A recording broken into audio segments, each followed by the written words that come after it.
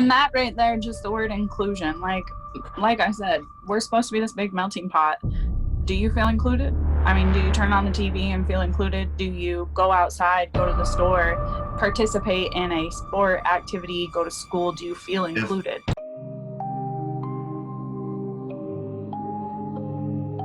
All right, so I have another question. Pastors. Most pastors. For you guys, what do you think of when you hear the word privilege? I think of rights, having rights that others don't have. I think of rules I think of rules, but them not applying to you. Yep. Just them. That's what I think. You know, I see it as like VIP. Actually, but really, and I also just, in a way, I just see it as getting to live a normal life, like how life should be. That's how I see it. Like, well, me personally, like when not having to be afraid of things that you shouldn't have to be afraid of. Being able to be ignorant to certain things that you really shouldn't be ignorant of. And still getting to live a good, decent life. I think that's a privilege. That's what comes to mind when I think of privilege. And I see it all the time.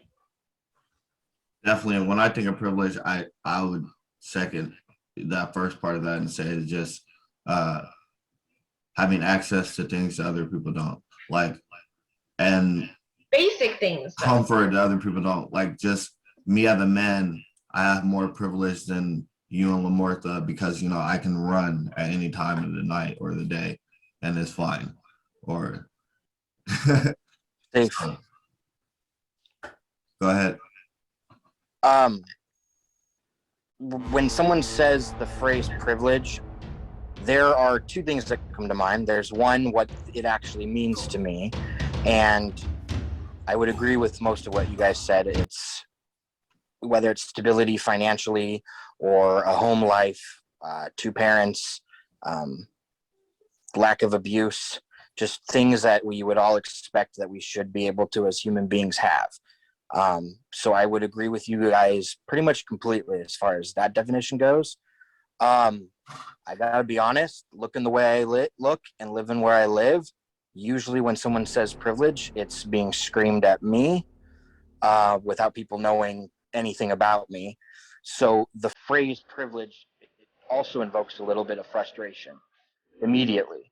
I'm noticing that it's being used as a tactic to make certain people feel bad for traits that they cannot help.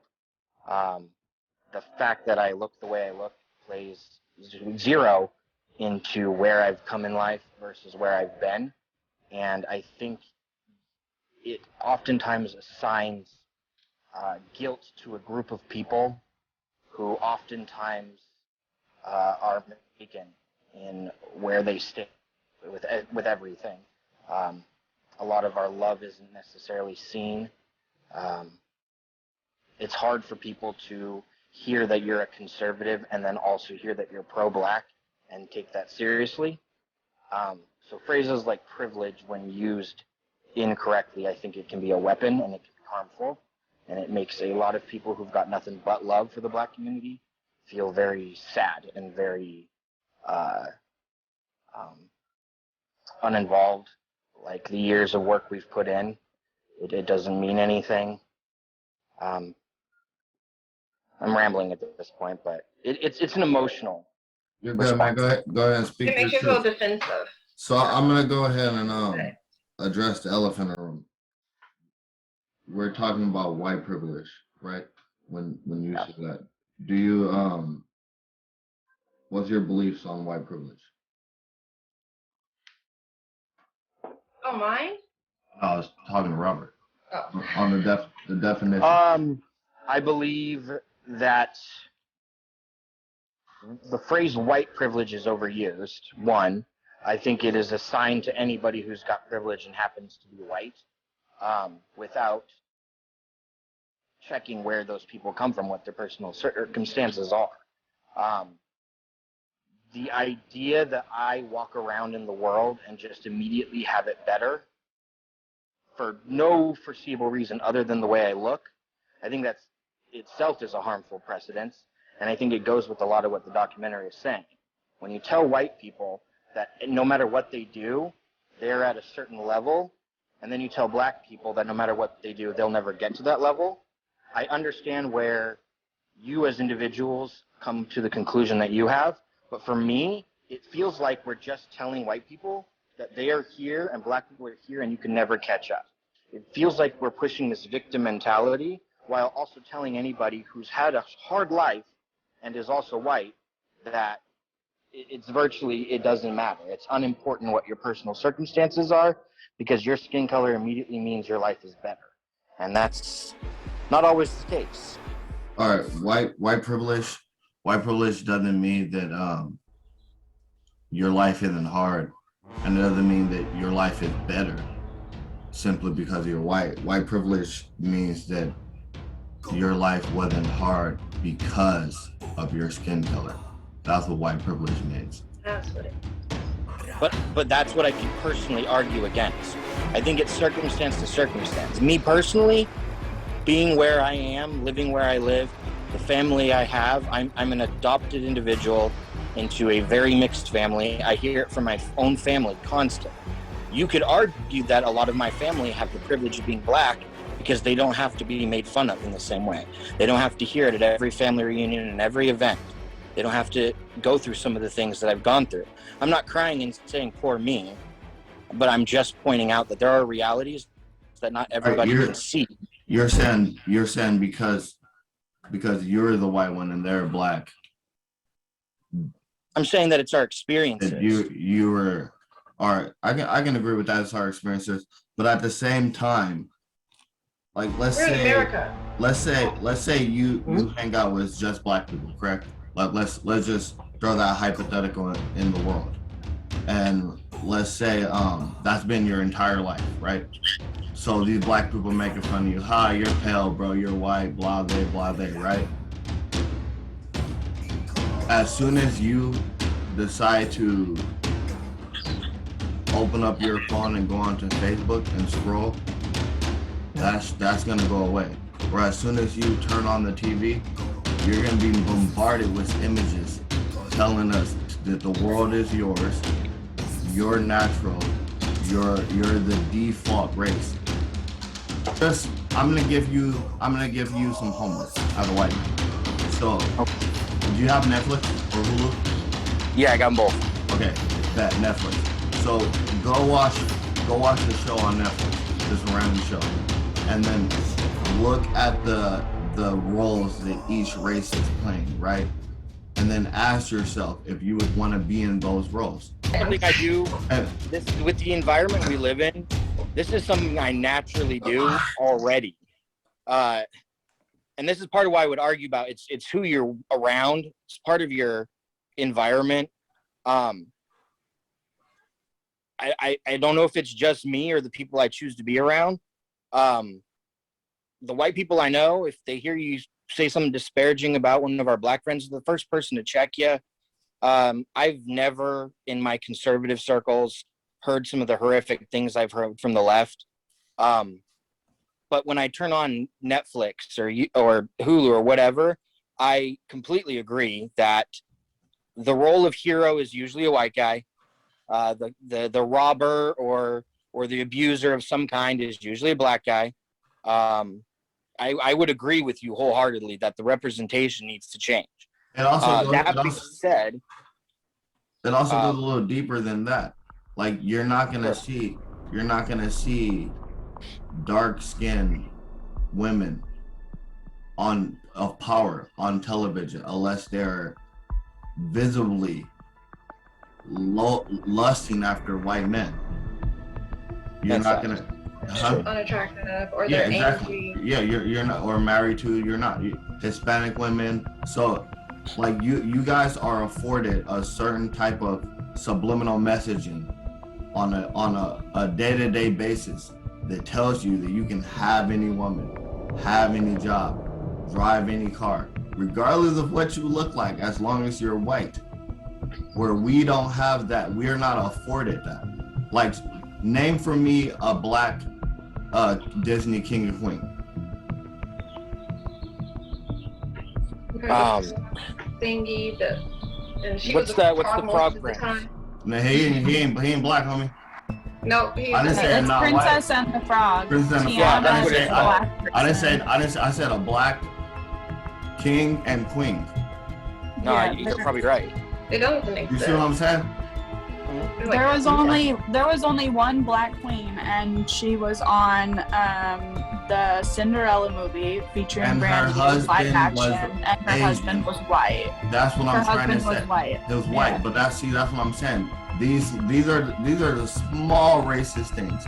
All right, and then like, so, do you know when fireworks go on sale? Right before the 4th of July. Huh? You guys know? All right. So, Black Independence Day, we celebrate it June 19th, right? Yep. Fireworks, coincidentally, you know, I'm not saying this is a conspiracy, but coincidentally, they go on sale June June 20th. 20th. Yeah. June 20th. They're like, fuck you and your fireworks. It's petty. Well, there's also, tons of Hispanics here too, and there's no fireworks for sale when they celebrate their Independence Day either. So, like, it clearly the melting pot that is America is profoundly circling white culture, and none of the other cultures that are here, I feel like. So I have a question. I was just gonna say, I'm glad that you specifically said white culture, because it is specifically white culture. It's not, like you mentioned before, Italian culture or Irish culture or German culture or any other ethnic culture. It's really just white American culture specifically that's pushed. And I believe back in the day, when people first started coming over here, there was a time when they had social workers in white people's houses to make sure that the Polish people were being American, make sure that the Irish people were being American, because they wanted everyone to be American. Well, So there was a study done by online dating sites, and it showed that across the board, you're more likely to be swipe right if you're a white man. You're more likely to get a reply back if you're a white man. You're more likely to retain retention if you're a white man. And like, lowest men are black and Asian. Lowest women are black. So like, when you have images being bombarded into you from childhood, creating these implicit biases in all of your peers, is going to manifest in results and in numbers and in what we are calling white privilege. I would like to circle back to the whole meaning of privilege, because I didn't get to comment on that before it dove into white privilege specifically. And I think what's important when you address this is you start with the word or the term privilege, and then you ask people, what does that mean to you? And the problem with that is when you're using a general term or word or something and you're asking each individual, what does this word mean to you? You're going to get different responses. You're going to have people explaining what privilege means to them, because what's privilege to me is going to be completely different than someone who is starving, and they're going to tell me that privilege is where I'm sitting, and where I'm sitting, I'm going to say privilege is where somebody else is sitting, or just different things that affect different races in the community. So the problem with the term privilege, and even combined in to make white privilege, you're still going to have a ton of people who have different perspectives on what that word privilege means. And then when you're putting white in front of it, you have a lot of white people who are looking at that term and saying, okay, well, privilege to me is this. And that's why you get people who are like, well, I grew up with this background, or I live here, or I worked hard for everything that I have. And the problem is we're all communicating in this like defensive manner when the point is people are trying to express what they feel white privilege is from their terms and their point of views, and then you have white people who are receiving that term white privilege and they're like, well, I didn't have any privilege, this is because of A, B, and C. And the problem is, like, what we should be focusing on is, like you were expressing, these subliminal messages, the things that we're portraying in all of our media and influences, and talk about that, bring awareness to that, because even when you're just talking about simple things like that, you're really encompassing where the term white privilege is coming from, because you're explaining exactly what it is you're having a problem with. Yeah, like I have an example. Like I was going through playing Sims game, you know, the Sims simulated the Sims. Mm-hmm. And you know how they have the characters that are already in there, the default characters that are already set up in the Sims. And you look at if you look at the character traits of the black ones, they're all of the negative. They were klepto, won't commit. Like there was literally the black guy, and it had him as a klepto that could not commit in relationships. And like if you just go through it, you just see all, and it's really petty. Yeah. This kind of racism is super petty. But I literally went through, and all of the black characters, the default ones, had all of the negative traits, and I was just like, what? Like, well, what? And when you dive in deeper to that, who's creating these games? Where are these games coming from? And who are they relying on to give information or to paint a picture of what a black character should be like? Yeah. And why aren't we looking at that? Why, you know, what can we do to change that? Because it's really sneaky. No one would, I wouldn't like. Yeah, there's I just happened not a lot of black game designers. Mm-hmm. Like that's a problem. But that's hella sneaky. Because I game a lot. Yeah, it is hella sneaky. But it like you'll be hard pressed to find. I mean, it's getting a lot better now, but you'll be hard pressed to find black characters in a game. Like I don't play characters if you can't be black or if there's no black characters in there. Like I won't play a game. Yeah. No. Because you're not including me, so I'm not included. I'm not gonna enjoy it. But I don't be playing. Well, and that right there, just the word inclusion. Like I said, we're supposed to be this big melting pot. Do you feel included? I mean, do you turn on the TV and feel included? Do you go outside, go to the store, participate in a sport activity, go to school? Do you feel included? Do you feel if you adhere to all of the stereotypes that they're pushed at you, you can. Like you'll be able to turn on BET and be like, yeah, I see that. Or you'll be able to watch a show and see the funny black guy acting up, or the criminal, or the scary thug dark skinned one. Then you'll be able to relate.